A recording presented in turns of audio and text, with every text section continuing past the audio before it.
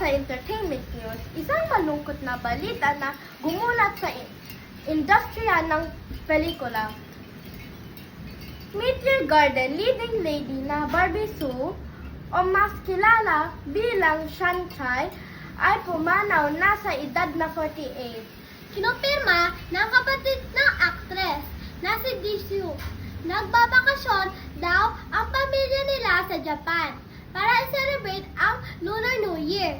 Pero nagkasakit at nauwi sa pulmonya na naging sanhi ng kanyang pagkamatay.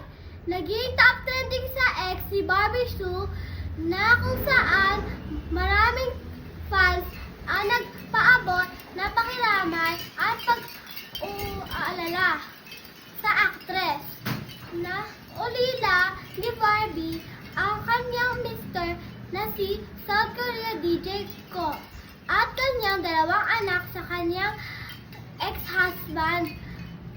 Para sa Entertainment Views, Angela Fabian Dueñas At si Precious Gwinnett Mareñas nag-uulat.